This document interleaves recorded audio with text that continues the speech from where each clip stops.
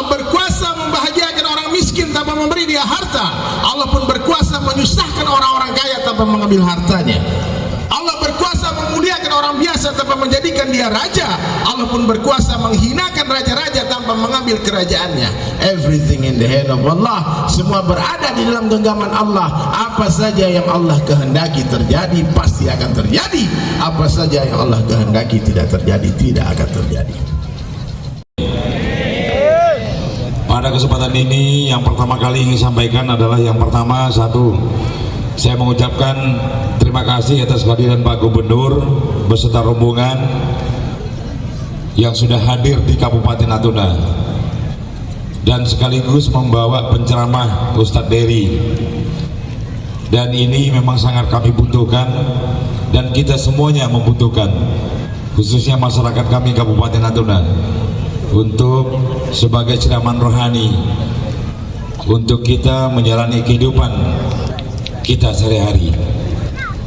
Dan tentunya kami juga pada kesempatan ini mohon maaf kepada Bapak Gubernur kalau memang ada salahnya, mungkin selama Bapak Gubernur ada di sini bersama rombongan yang tidak pada tempatnya kami lakukan.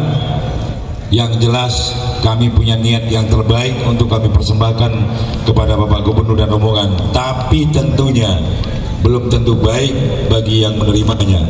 Tapi mudah-mudahan insya Allah atas izin dan kuasa Allah kami berusaha untuk itu.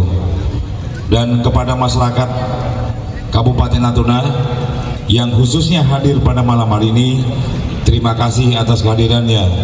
Semoga kehadiran semuanya tanpa terkecuali, orang tua saya, ketua MUI, ketua LAM, imam, para ulama, cerdik pandai, masyarakat umum, mudah-mudahan kehadiran ini menjadi nilai ibadah bagi kita semuanya, insyaallah, amin. Terima kasih sekali lagi kepada Pak Gubernur. Mohon maaf sekali lagi atas segala kekurangan. Demikian mungkin yang dapat sampaikan.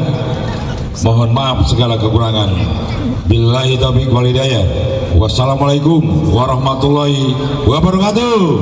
Subhanalladzi asra bi 'abdihi lailan minal masjidil haram ilal masjidil aqsa alladzi barakna haulahu linuriyahu min ayatina innahu huwas samiul basir. Sadaqallahul azim. Selamat malam dan salam bahagia untuk kita semua. Yang sama-sama kita hormati penceramah kita Bapak Al-Ustadz Dery Sulaiman beserta istri Ibu Antika Joda. Terima kasih Ustadz sudah hadir atas undangan Pak Bupati dan Pak Gubernur. Ketua Tim Penggerak PKK Provinsi Kepri, yang juga Ketua Komisi 4 DPRD Provinsi Kepri, Ibu Hajah Dewi Kumalasari MPD, beserta anggota Komisi 4 DPRD Provinsi Kepri yang hadir, yaitu Bapak Alex Gusveneldi. Pan kalimah alhamdulillahirabbil alamin. Sholawat beriring salam mari pula kita hadiahkan ke hadapan junjungan alam Nabi besar Muhammad sallallahu alaihi wasallam. Allahumma sholli ala sayyidina Muhammad wa ala ali sayyidina Muhammad. Izinkan saya mengawali sambutan singkat ini dengan satu bait pantun. Tinggi terbang burung merpati, hinggapnya pula di atas dahan. Isra dan Mi'raj 1444 Hijriah kita peringati. Tingkatkan iman, bangun persaudaraan. Sikit betul tepuk tangan. Kita mulai dulu dengan satu sholawat sanjungan kepada Rasulullah. Keselamatan, kebahagiaan buat para pemimpin kita semua, anak-anak kita dan negeri tercinta ini. Sholawat ini nanti insya Allah tanggal 7 di saat Haul Akbar yang kita laksanakan di Pulau Penyengat akan kita declare sebagai salawatnya Provinsi Kepulauan Riau dengan tidak melupakan sholawat-sholawat yang lainnya. Kalau ada yang hadir bagi saudara-saudara kami yang beragama lain, silakan dengan caranya masing-masing. Allahumma salli wa sallim ala sayyidina Muhammadin sahibil busra salatan tubassiruna biha wa ahlana wa auladana wa jami'a masyaikhina wa muallimina wa talabatana wa talibatina min yaumina hadza ila yaumil akhirah. Ayo semangat Bapak Ibu. Allahumma salli wa sallim ala sayyidina Muhammadin sahibil busra salatan tubassiruna biha wa ahlana wa auladana wa jami'a masyaikhina wa muallimina wa talabatana wa talibatina min yaumina hadza ila yaumil akhirah. Terima kasih. Nah, terima kasih saya ucapkan kepada Pak Bupati, Wakil Bupati, seluruh jajaran pemerintahan Kabupaten Natuna yang berkenan sebagai tempat pelaksanaan peringatan Isra dan Mi'raj Nabi besar Muhammad sallallahu alaihi wasallam 1444 Hijriah ini. Dan terima kasih juga kita ucapkan buat Ustadz Dery Sulaiman yang berkenan hadir bersama kita nanti menyampaikan tausiah hikmah peringatan Isra dan Mi'raj ini. Beliau juga nanti akan menyampaikan konser karena beliau ini mantan rocker di masa lalu. Sekarang lagunya sudah hijrah, berubah dengan lagu-lagu hidayah dan lagu-lagu yang agamis. Lagu terkenal beliau adalah orang kaya mati, orang miskin mati, raja-raja mati, rakyat biasa mati. Nah, nanti biar beliau nyanyi, pasti lebih baik, lebih indah insyaallah. Mudah-mudahan mengingatkan kita semua bahwa kematian itu pasti akan sampai dan tiba buat kita masing-masing. Hanya tinggal waktunya saja. Silakan Bapak Ibu mau duluan boleh, mau belakangan boleh. Tapi yang jelas mudah-mudahan silakan duluan daripada gubernurnya.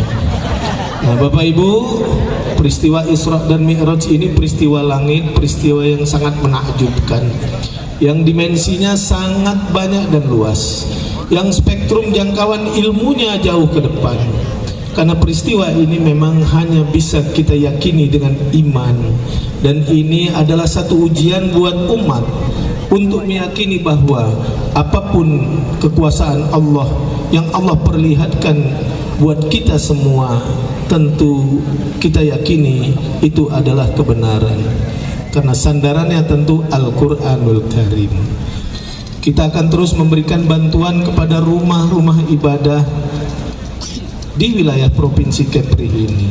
Tadi sudah kita saksikan bersama bahwa total bantuan rumah ibadah yang kita berikan di Kabupaten Natuna untuk tahun ini berjumlah hampir 6 miliar rupiah. Mudah-mudahan bisa membangun semangat masyarakat untuk terus mengembangkan rumah ibadah, menjadikan rumah-rumah ibadah menjadi tempat terindah bagi setiap umatnya masing-masing. Innal hamdalillah nahmaduhu wa nasta'inuhu wa nastaghfiruh wa nu'minu bihi wa natawakkalu alayhi wa na'udzu billahi min shururi anfusina wa min sayyiati a'malina. Man yahdihillahu fala mudilla lahu wa man yudlilhu fala hadiya lahu. Ashhadu an la ilaha illallah wahdahu la syarika lah wa ashhadu anna Muhammadan abduhu wa rasuluhu la nabiyya ba'dah.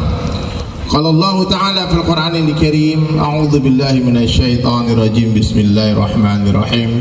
kuntum khaira ummatin ukhrijat linnas ta'muruna bil ma'ruf wa tanhauna 'anil munkar wa tu'minuna billah.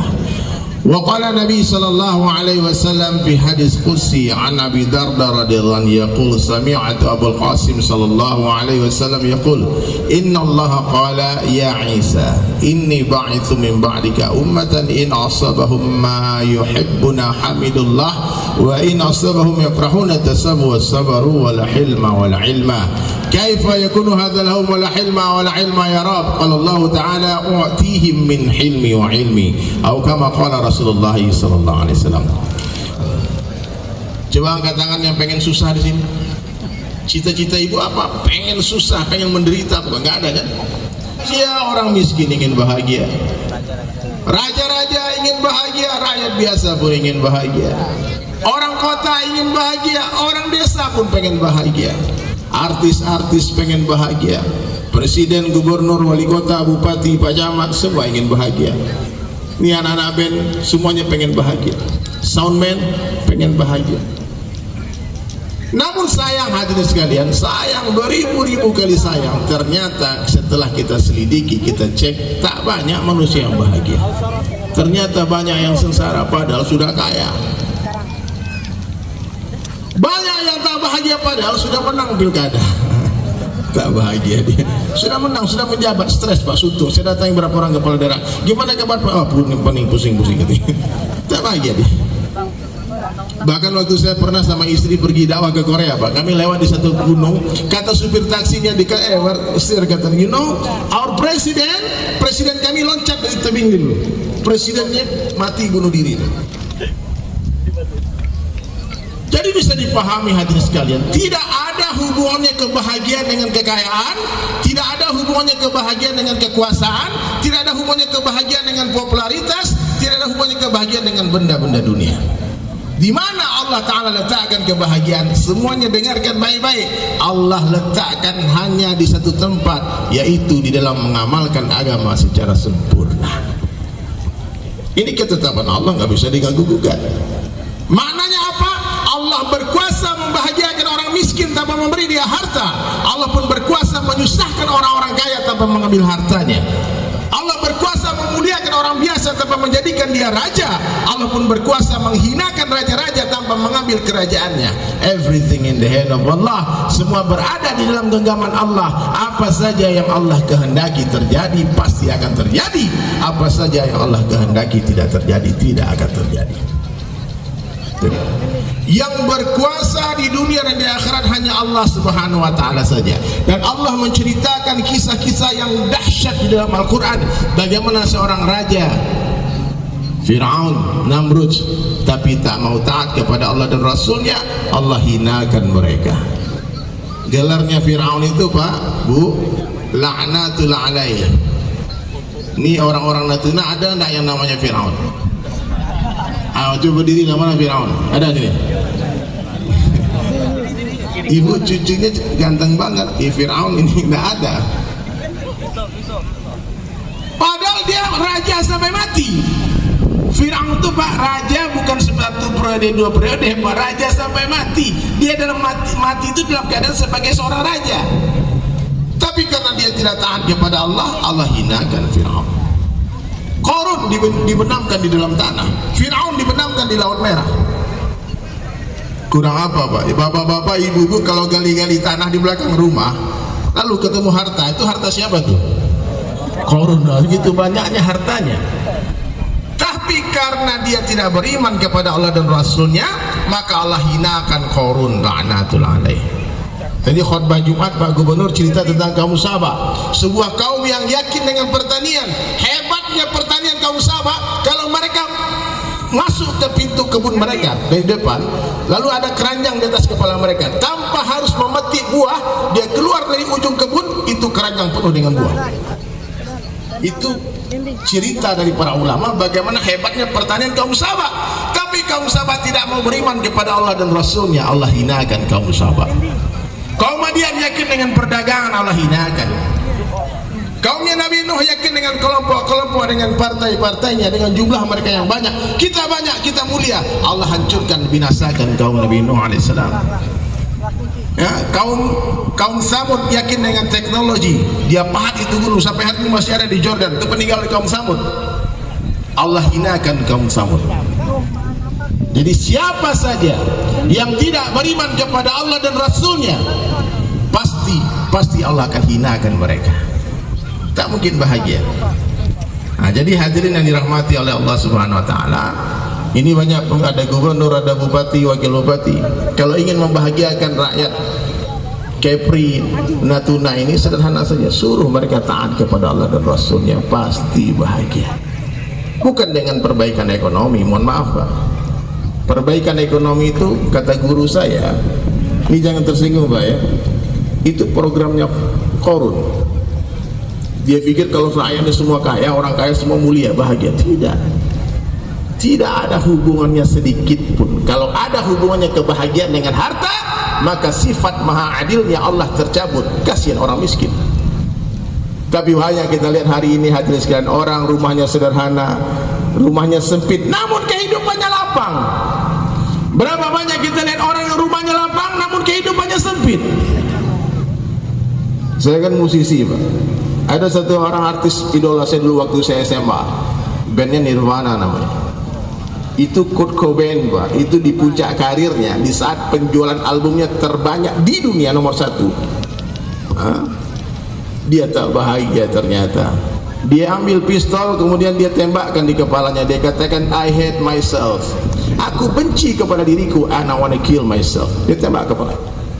Itu bukti tak ada hubungannya kebahagiaan dengan popularitas. Siapa saja yang beriman kepada Allah dan Rasulnya, baik dia laki-laki ataupun wanita, pasti dan pasti Allah akan berikan hayatun thayyibah, diberikan kehidupan yang baik. Jadi kalau ada hari ini yang hadir di majelis ini galau, tak tenang hatinya, gelisah, tak bahagia, itu bukan masalah perekonomiannya, itu bukan karena rumah tangganya bermasalah, bukan. Karena kalau orang beriman kepada Allah, hatta di saat-saat terburuk dalam kehidupannya, Allah akan berikan kebahagiaan. Mohon maaf di jamaah sekalian, saya mau tanya, selain kematian dan kemiskinan, apa yang ditakutkan oleh manusia? Apa Pak? Tercemarnya nama baik. Betul nggak Pak? Apalagi ini tokoh-tokoh publik Pak, khawatir kalau orang fitnah kita bagaimana? Kalau orang kriminalisasi kita bagaimana?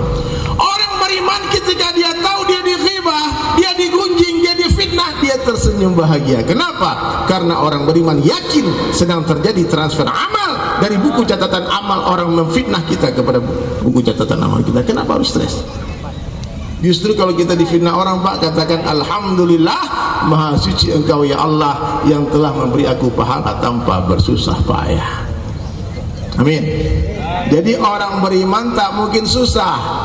Di sini senang, di sana senang, di mana-mana hatiku senang. Ada lagunya tuh Pak.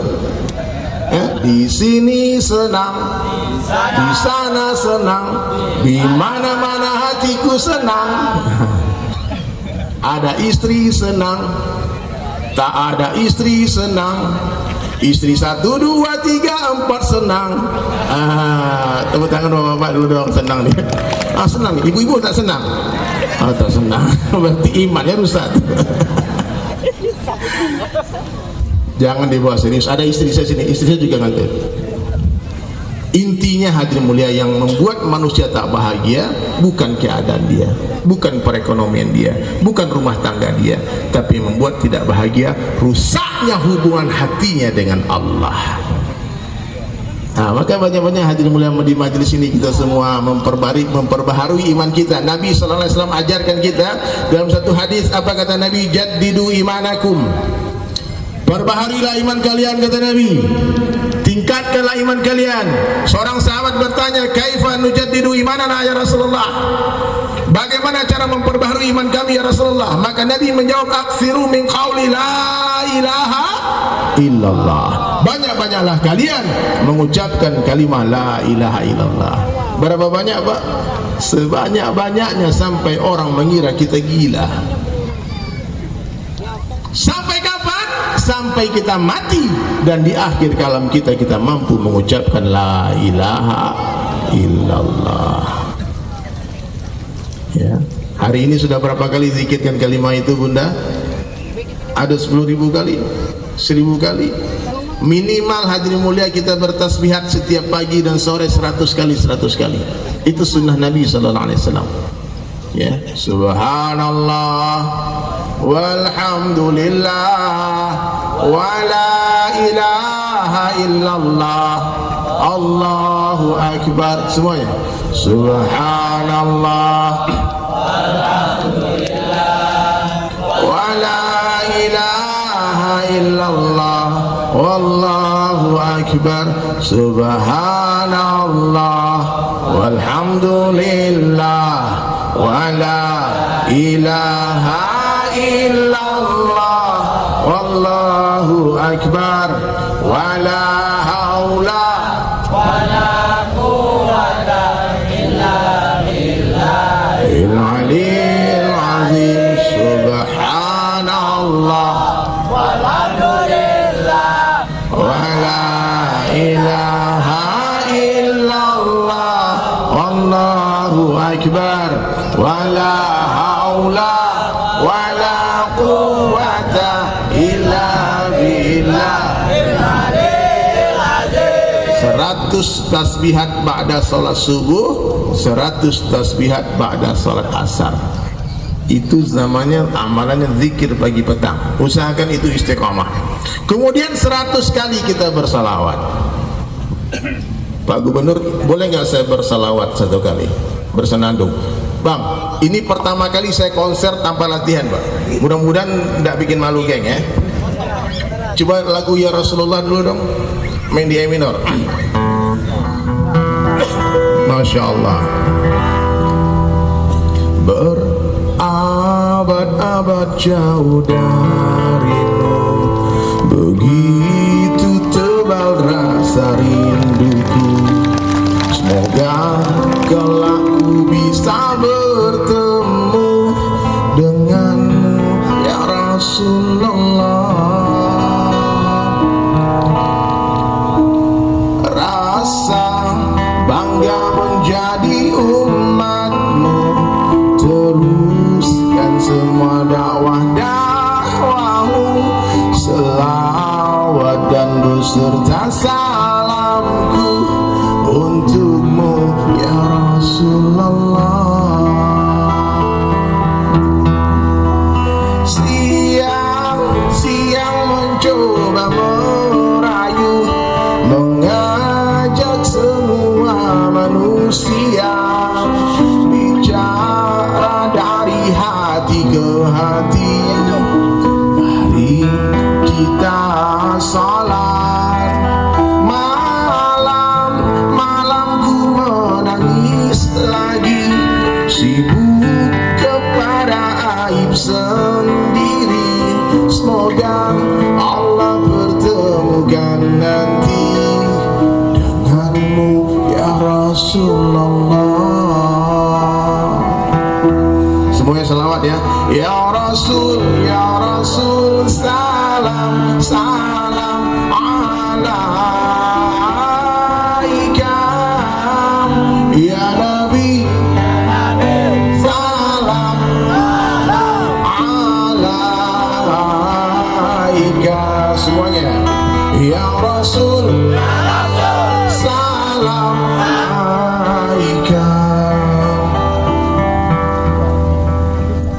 Rasa bangga menjadi umatmu, teruskan semua dakwah-dakwahmu, selawat dan beserta salamku untukmu ya Rasulullah.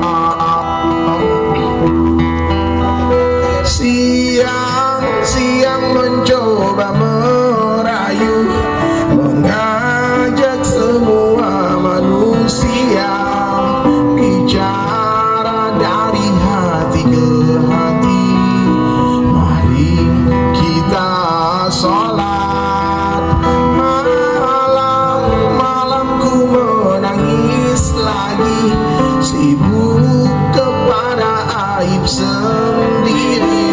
Semoga Allah pertemukan nanti denganmu ya Rasulullah. Semua yang di belakang ikut selawat ya.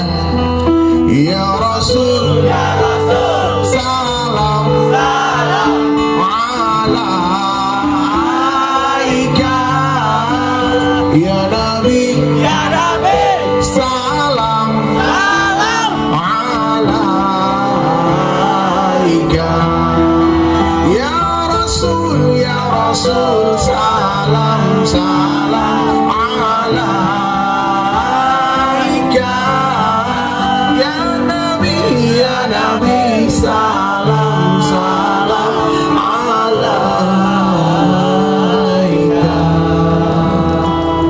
Sallu ala Nabi.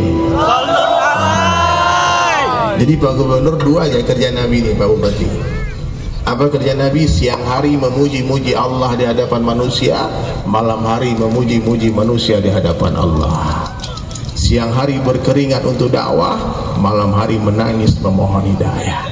Ini kerja harus dibuat oleh kepala daerah.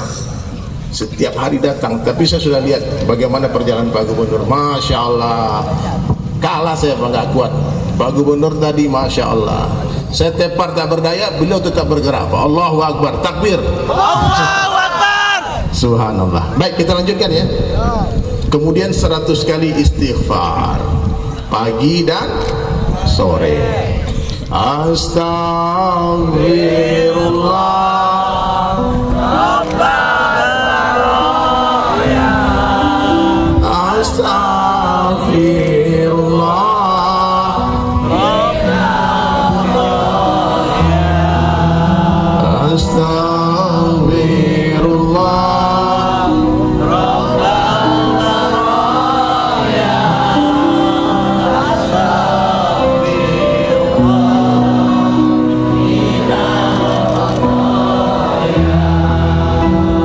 ulama mengatakan maksiat itu seperti racun.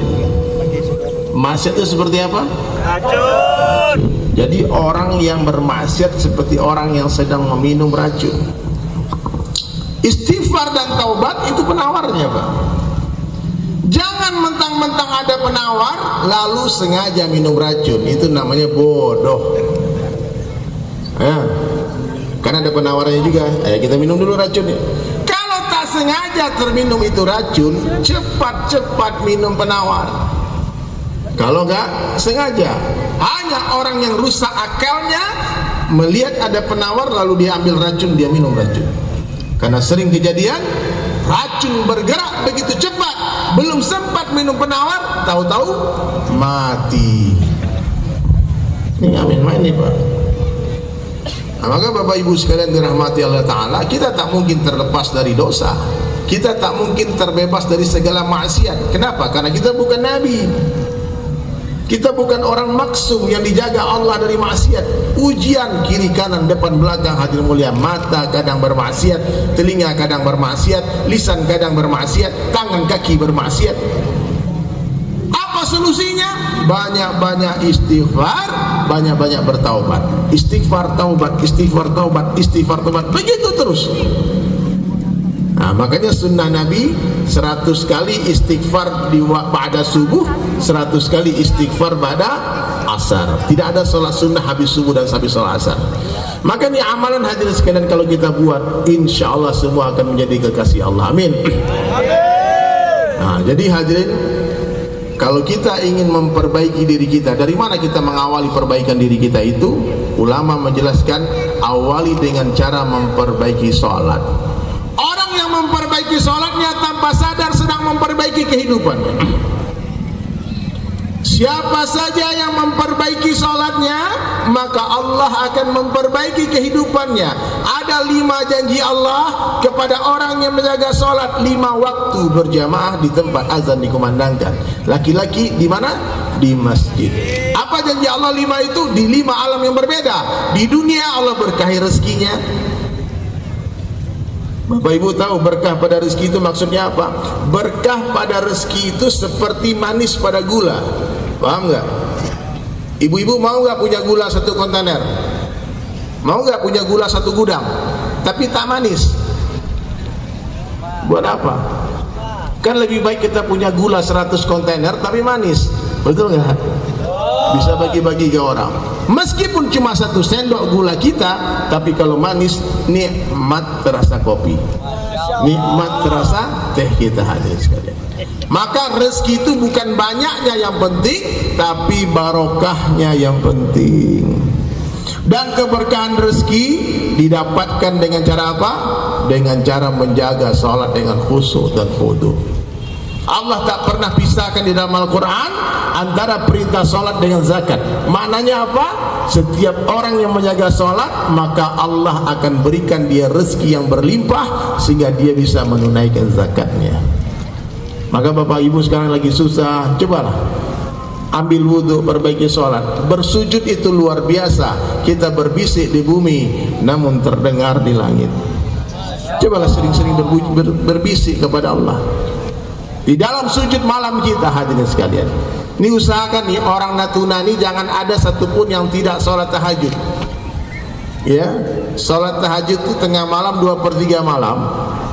Matikan ketika orang semua tertidur, berjalan pelan-pelan, hidupkan air kecil-kecil, kemudian sholat berbisik ketika tidak ada satu mata pun memandang kita. Lalu curhatlah kepada Allah, dan di saat itulah saat curhat terindah. Di mana? Di atas sajadah. Di atas sajadah tempat curhat terindah. Nah, maka hadirin sekalian, mari kita getarkan langit, hadir mulia, dengan qiyamul lail kita, dengan tahajud kita, dengan amalan-amalan nawafil kita, dengan amalan-amalan sunnah. Kembalilah ke masjid, dari masjid kita bangkit. Kalau ingin provinsi ini baik, makmurkan masjid di Kepri, maka Allah akan perbaiki provinsi ini. Kalau ingin kabupaten ini baik, tidak ada cara lain, makmurkan masjid di Kabupaten Natuna, maka Allah akan curahkan rahmat ke Kabupaten Natuna ini. Sederhana saja Pak, nggak usah pakai logika-logika yang terlalu banyak. Hari ini Pak, yang merusak ekonomi itu pakar ekonomi Pak, yang merusak hutan itu pakar kehutanan, yang merusak semua alam ini pakar-pakar yang berusaha memperbaiki dunia dengan cara memperbaiki hubungannya dengan alam. Betul nggak Pak? Nah, bagaimana cara memperbaiki keadaan sekarang? Come back to sunnah, kembali kepada cara Nabi SAW. Ketika Nabi hijrah dari Makkah ke Madinah, Nabi tak membangun pasar, yang Nabi bangun adalah Masjid Kuba. Kemudian dibangunlah Masjid Nabawi, diperintahkan Muhajirin dan Ansar untuk salat 5 waktu berjamaah di tempat azan dikumandangkan di masjid. Bahkan Nabi hari-hari menghitung jumlah sahabatnya. Kalau ada yang tak nampak satu orang tak ke masjid, Nabi cari ke rumahnya. Bahkan Nabi SAW pernah mengancam, apa kata Nabi? Sungguh aku ingin kumpulkan pemuda-pemuda, lalu aku akan perintah mereka mengumpulkan kayu bakar untukku, kata Nabi, dan aku akan mendatangi rumah laki-laki yang sholat fardu di rumah-rumah mereka, dan aku akan bakar rumah mereka. Ini hadis nggak main-main Pak. Nabi bakar rumah Pak. Ancamannya begitu, tapi tak ada sejarah mengatakan Nabi membakar rumah. Maka mulai hari ini Pak, jangan lagi meremehkan sholat di masjid.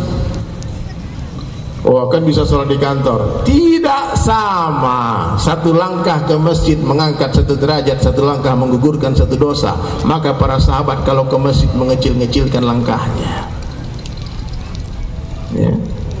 Siapa nih yang laki-laki ini? Saya dengar hadis ini 23 tahun lalu Pak. Di Bali saya dengarkan hadis ini. Waktu itu saya masih metal, masih gondrong. Kawan mengajak saya, merayu-rayu saya, memaksa saya untuk itikaf di masjid. Saya katakan oke lah.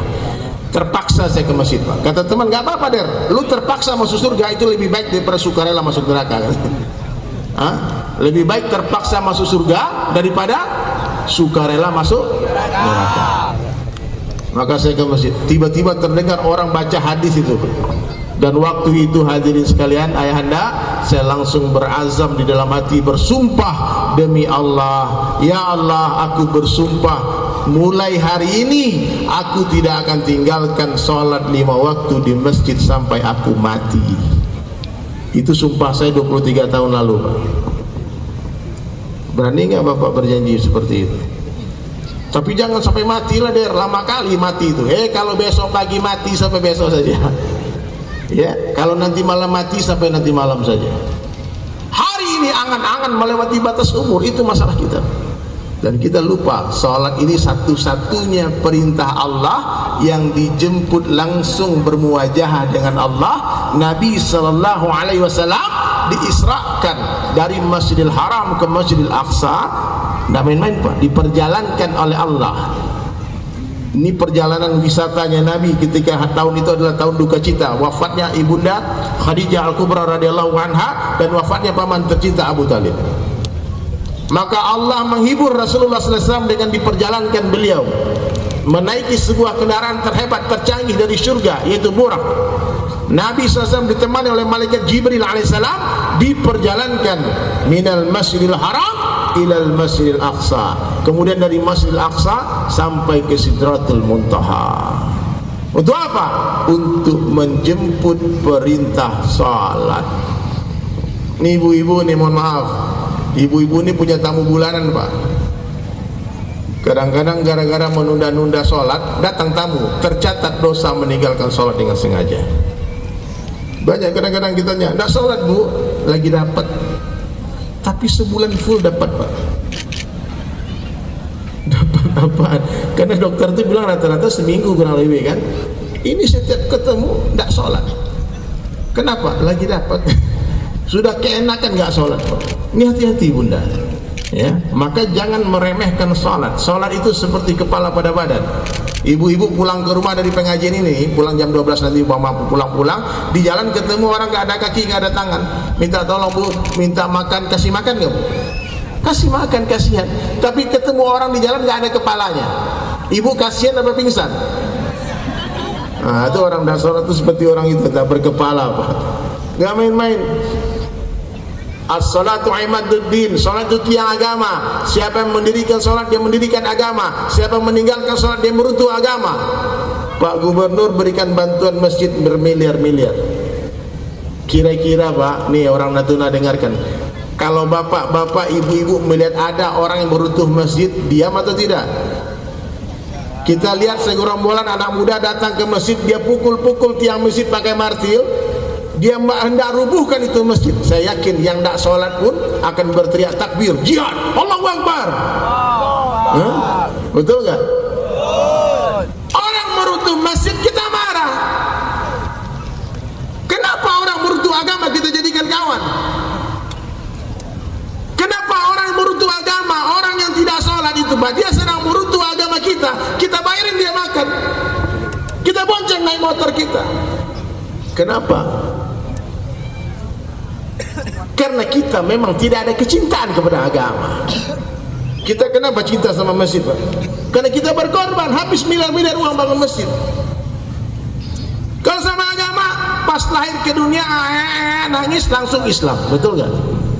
Islam keturunan. Cuma ada beberapa orang mungkin di sini Islam yang tanjakan ya. Mualaf itu Islam tanjakan Pak. Kalau kita ini Islam turunan, turun terus. Allahu Akbar. Kenapa Bapak Ibu semua tidak ada kerisauan melihat orang tidak sholat? Bahkan kita ikut-ikutan meninggalkan sholat, sama saja kita ikut-ikutan meruntuh agama kita. Kalau Nabi SAW menjemput perintah sholat itu dalam perjalanan Isra Mi'raj. Sini kita mengenang Isra Mi'raj, itu hikmah tertingginya apa? Sholat. Saya mau tanya nih Bapak Ibu malam-malam tidur, tiba-tiba masuk asap ke dalam kamar tidur kita. Bapak Ibu lanjutkan tidur apa bangun? Ada asap masuk ke kamar kita, langsung loncat. Jangan-jangan kompor lupa dimatikan, lari ke belakang. Coba lihat deh, lihat saya, itu ada kompor mati nggak mati kan? Dilihat aman Bang. Dilihat ruang tamu nggak ada api, dilihat belakang nggak ada api, lihat semua kamar nggak ada api, tapi asap masuk ke rumah kita. Bapak akan katakan alhamdulillah nggak ada api, tidur lagi apa keluar rumah? Pasti kita akan keluar rumah. Pas melihat rumah tetangga kebakaran, rumah tetangga kebakaran, alhamdulillah rumah kita nggak, yuk tidur lagi. Itu orang yang tidak punya empati, orang tidak punya hati. Kita melihat rumah tetangga kita terbakar, hai para petani, jangan kau pergi ke sawah dulu, berhenti sebentar, istirahat sebentar, ambil air, ambil goni basah, lemparkan ke rumah yang terbakar itu. Wahai pedagang, jangan ke pasar dulu. Wahai pelajar, jangan ke sekolah dulu. Wahai guru-guru, jangan pergi mengajar dulu. Wahai polisi, jangan pergi dulu ke tempat dinas ke kantor kalian. Wahai dokter yang rumah sakit lu, berjamaah kita bersama padamkan api itu. Karena kalau api itu dibiarkan akan terus membesar dan menjalar membakar rumah kita. Makanya kalau ada orang bermaksiat Pak, Bu, 40 rumah kiri kanan depan belakang akan terkena balanya. Nggak main-main Pak, hati-hati. Iya Pak, makanya orang kadang-kadang dia maksiat, dibilang ini gua dosa-dosa gua. Iya, dosa-dosa kau, tapi kalau Allah turunkan azab kepada kamu, kami kena. Ini pentingnya dakwah. Siap semua berdakwah insyaallah? Pak, target kita masjid-masjid yang ada di Natuna sholat subuhnya mirip dengan sholat Jumat. Amin. Amin. Kalau sudah itu terjadi Pak, itu Yahudi langsung bendera putih Pak, give up, dia menyerah. Satu orang rabai Yahudi mengatakan, kami tidak takut dengan senjatanya umat Islam, kami tidak takut dengan jumlahnya umat Islam, kami tidak takut dengan perekonomian umat Islam. Yang kami takutkan ketika umat Islam kembali kepada agamanya sehingga sholat subuh seperti sholat Jumat. Baru mereka menyerah. Nah, maka mulai hari ini Pak, kita fikirkan sama-sama bagaimana masjid-masjid yang sudah dibangun dengan indah dimakmurkan. Di masjid bukan hanya ada ibadah sholat saja, tidak, ada dakwah di masjid, ada ta'lim di masjid, ya, ada madrasah tahfizul Quran di setiap masjid. Kemudian yang paling penting ada khidmat di masjid Bunda, Ayahanda, di masjid ada tempat makannya. Kira-kira Pak, nih bapak-bapak saya tanya nih, kalau ada pengumuman setiap hari di masjid ada makan gratis, datang nggak ke masjid Pak? Tiap harinya beli kambing ke masjid. Oh, rame itu masjid Pak. Jangankan orang Pak Bupati ya, macan dikasih makan jinak Pak, buaya dikasih makan jinak. Saya nonton YouTube tuh, ada buaya di Kalimantan namanya Rizka, tuh jinak apa kan? Betul nggak? Iya dah. Karena dia dibagi makan hadirin mulia. Maka mulai hari ini hadirin sekalian, dari masjid kita bangkit. Dari mana kita bangkit? Dari masjid. Ibu-ibu berhentilah merayu suamimu untuk sholat di rumah. Yang aku imamin dong. Aduh, ibu berarti tak paham fadilah amal. Pahala suami mengalir 100% ke buku catatan amal istri. Ibu-ibu tak perlu harus ke masjid. Kalau suami sudah sholat di masjid, otomatis ibu dapat pahala sholat di masjid. Itu Pak, ini hebatnya wanita nih. Wanita ini Bunda, pahala suaminya mengalir 100% ke buku catatan amal ibu-ibu, sementara dosa ibu mengalir ke buku catatan amal suami. Maka Bu, mohon maaf nih, ini ulama Saudi mengatakan ibu-ibu tidak boleh memeriksa HP suami tanpa izin suami. Betul nggak Pak? Betul nggak Pak? Setuju nggak? Ini senang bapak-bapak semua. Yes. Hah? Kenapa? Ibu-ibu tidak akan dituntut akan dosanya suami. Biar aja dia maksiat, nggak perlu urusan dia. Ibu nggak akan dituntut di akhirat. Tapi suami dia harus memeriksa HP istrinya dia. Karena kalau istrinya bermaksiat di handphone, kita kena dosanya. Paham Pak ya? Bu, setuju nggak dengan pendapat ini Bu? Enggak setuju. Bu, saya kasih rahasia Bapak-bapak nih, mohon maaf nih Pak Gubernur ya.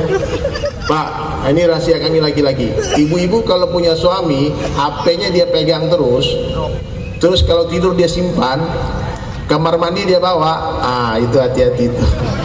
Itu alamat sudah membuka cabang tuh. Kalau enggak sudah buka cabang.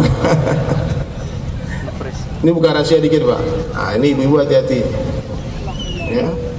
Ada kawan diam-diam Pak, HP-nya diam-diam, dia memang dalam Islam dia halal menikah Pak, tapi nggak boleh diam-diam, mesti ada adabnya. Ya, hati-hati ini buat saya menjelaskan hukum agama, karena banyak bapak ini nakal-nakal Pak, diam-diam. Istri berapa Pak? Satu aja, satu sini satu sana. Nah, itu. Nah, dia ganti nama 02 dengan Kapolda Pak. Kapolda. Jadi kalau 02 nelpon, istri lihat nggak mungkin ngangkat karena Kapolda kan. Satu hari Bunda, ini saya dengar cerita di Pak Gubernur apa gimana nih? Pak Gubernur ini. Kalau Pak Gubernur anak buahnya dia tulis namanya Gubernur. Ya ini Pak Gubernur cerita. Subhanallah, satu hari ini cerita nih Pak, ini pelajaran. Lagi mandi nih Rijal nih, laki ini lagi mandi, tiba-tiba istri lagi senang-senangnya bikinkan kopi di dapur, HP-nya istri suami tadi dicas di atas kulkas. Istri lihat, Kapolda telepon, tak berani angkat. Mandi kelamaan, akhir 3 kali miss call. Kata istri kalau dia telepon sekali lagi berarti urgent, saya harus angkat. Ternyata pas diangkat suara perempuan. Ibu tahu apa yang terjadi? Itu handphone iPhone 14 Pro Max baru beli, masuk ke kopi panas itu. Kurang ajar katanya, tipu rupanya. Bilang Kapolda, ternyata perempuan. Mana ada Kapolda perempuan? Ada? Nggak ada, Pak. Subhanallah, dia keluar dengan pedenya. Yang kau lihat handphoneku mana? Itu lagi ngopi sama Kapolda tuh katanya. La ilaha illallah. Oh bapak hati-hati, tidak usah macam-macam ya. Cukup 1 istri saja ya, 1 istri. Kecuali istrinya paham, istrinya yang memaksa. Kalau terpaksa mau diapain? Tapi jangan curi-curi, jangan bohong-bohong. Takkan bahagia hidupmu wahai orang beriman. Jalankan agama dengan cara yang benar, dengan sunnah Nabi SAW. Agama ini sempurna hadirin. Apakah hadirin sekalian? Nah, kita kembali lagi kepada sholat. Kenapa hari ini umat Islam malas sholat hadirin mulia? Karena banyak yang tak tahu fadilah sholat. Padahal Nabi SAW sudah mengatakan ra'atan fajri khairan minad dunya wa ma fiha. 2 rakaat sholat sunnah sebelum sholat subuh itu lebih berharga daripada dunia beserta isinya. Bu, kalau kehilangan tas beserta isinya sedih nggak? Pasti sedih. Bapak-bapak kehilangan dompet beserta isinya sedih nggak? Pasti sedih. Kenapa kehilangan dunia beserta isinya tak sedih, Pak? Pagi hari bangun, bukannya ke masjid, ke laut dia nyari ikan. Pak, yang memberi makan ikan itu siapa, Pak? Allah.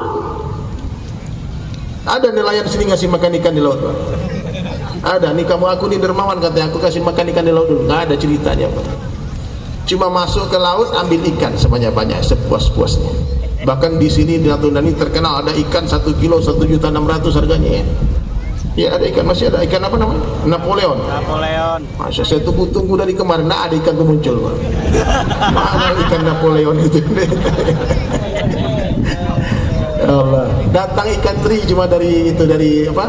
Dari Sedanau. 1 koper, 1 kardus besar ikan teri. Allahu Akbar. Tapi mudah-mudahan nanti ikan Napoleon itu dikirim ke Jakarta sama orang ini. Barokah dari Allah. Tinggal syukuri saja. Nelayan pergi ke laut tak perlu masih makan ikan, tinggal mancing, tinggal jalan dapat ikan. Allah cuma minta pagi-pagi subuh-subuh itu sebelum kau pergi ke pasar, sebelum kau pergi ke laut, sebelum pergi ke kantor, pergilah ke masjid. Siapa yang bangun di pagi hari lalu dia pergi ke masjid, sungguh dia telah membawa bendera iman. Siapa yang bangun di subuh, waktu subuh, dia tak ke masjid, ke pasar dia, ke laut dia, ke kantor dia telah membawa bendera syaitan. Bangun pagi fikir dunia. Bahkan fadilahnya lebih dahsyat lagi, Pak. Siapa yang sholat subuh di masjid lalu dia iktikaf sampai terbitnya matahari, dia berzikir, dia berselawat, dia istighfar, dia musyawarah, dia baca Al-Quran sampai terbit matahari, dia iktikaf di masjid, lalu dia sholat 2 rakaat, maka pahala seperti haji dan umrah yang sempurna. 3 kali Nabi ucapkan sempurna. Pahalanya sholat Isra itu, Pak, haji dan umrah yang sempurna. Itu buat orang yang sholat di masjid, Pak. Kenapa janji Allah yang begitu hebatnya kita tak percaya, Pak? Kalau percaya pasti sudah dibuat, betul kan? Tapi kalau orang kaya yang berjanji, oh buru-buru datang. Iya. Kalau bupati yang telepon, oh apalagi gubernur yang telepon, lupa semua tuh. Padahal udah janji sama istri, batal langsung janji sama istri. Yang macam-macam Pak Gubernur nih telepon nih. Ini Allah yang panggil, Malikul Mulk, yang menciptakan seluruh raja-raja, seluruh presiden, gubernur, wali kota, bupati. Yang menciptakan itu Allah. Yang memberi kita mata adalah Allah. Yang memberi kita telinga adalah Allah. Yang memberi kita akal untuk berfikir adalah Allah. Coba sekali-sekali duduk berfikir, siapa yang memberi aku fikiran sehingga fikiranku bisa berfikir? Allah beri kita akal. akal untuk berpikir. Allah beri kita tangan, kaki, diberi rumah, diberi mobil, diberi suami, diberi anak, diberi istri, diberikan hati, jantung, darah yang mengalir, semua Allah berikan. Berjuta nikmat Allah bagi. Kita berdiri di atas bumi ya Allah, di bawah kolong langit ya Allah, kita bernafas dengan udara yang Allah ciptakan, oksigen, kita minum air dari Allah, semua Allah bagi kepada kita. Jadikan air laut sebagai tintanya, jadikan dedaunan sebagai kertasnya, lalu mulailah kalian menulis nikmat Allah one by one, satu persatu. Kering air laut, habis semua dedaunan, masih ada nikmat Allah yang belum tertuliskan. Kenapa Allah panggil tak datang kalian? Kurang ajar, kurang ajar. Kalau digoyang bumi sama Allah, datang banjir, angin puting beliung datang menghancurkan, dia tanya apa dosaku? Itulah dosamu, tak berasa berdosa itu. Rumah samping masjid, berjuta kali dengar azan, tak pernah ke masjid. Ngamen mainnya Pak. Kalau dipanggil kambing datang dia. Saya teman saya itu Pak, peternak kambing, jam 3 pagi hujan, bocor kandang kambing, loncat langsung. Tapi Allah yang panggil tak datang. Allahu Akbar. Banyak-banyak istighfar Pak ya. Astagfirullah, astagfirullah,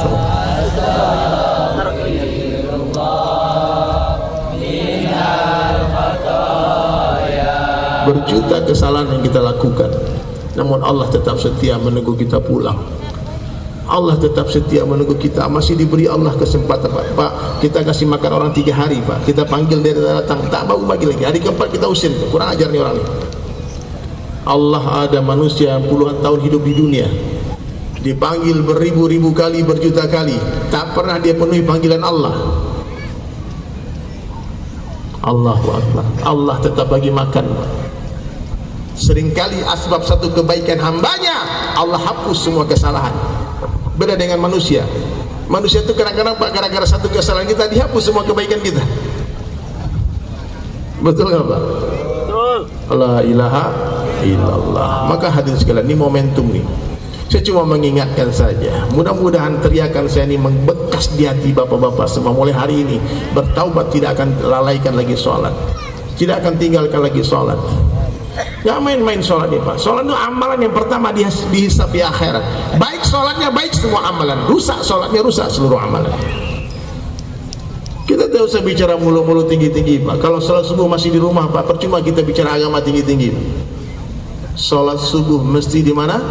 Di masjid. Insya Allah semua akan kembali ke masjid dan memahami benar-benar bahwasanya tidak ada kehidupan kecuali kehidupan akhirat. Ini yang Allah jelaskan dalam Al-Quran hadirin sekalian. La aisha, kata Nabi SAW, la aisha illa aishul akhirah. Tidak ada kehidupan kecuali kehidupan akhirat. Dunia sementara, akhirat selamanya. Apa beda dunia dengan akhirat? Dunia sebentar saja, akhirat sebentar lagi.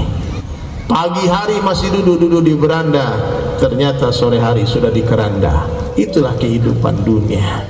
Lahir memang lebih duluan ibu daripada anak, tapi urusan kematian kadangkala lebih duluan cucu daripada kakek. Kematian itu membingungkan hadirin sekalian. Saya sering kali berpikir, berbicara dengan anak istri saya katakan, suatu hari nanti kau akan temui kenyataan, aku akan pergi meninggalkan kalian. Suka atau tidak suka, siap atau tidak siap. Hari ini dunia nyata, akhirat cerita. Setelah mati akhirat nyata, dunia tinggal cerita. Saya kalau sama Pak Gubernur nih, kira-kira siapa yang duluan nih Pak? Maaf Bu. Ini Pak Bupati, Pak Gubernur, Pak Bupati, Pak Wabuk. Kami berempat nih, siapa kira-kira yang duluan? Hah? Mana suaranya, siapa? Kalau feeling saya lebih duluan saya. Ya, feeling saya lebih duluan saya pergi takziah maksudnya Pak. Insya Allah tenang Pak, nanti saya akan selenggarakan semua insya Allah. Takbir. Takut mati, tak takut mati. Tidak usah bingung Pak, alhamdulillah. Takut mati, ngapain? Ujung-ujungnya mati juga, betul kan? Berapa umur kita? Oh, tapi manusia ini memang aneh Pak. Dia nggak percaya dia bakal mati, itu masalahnya Pak.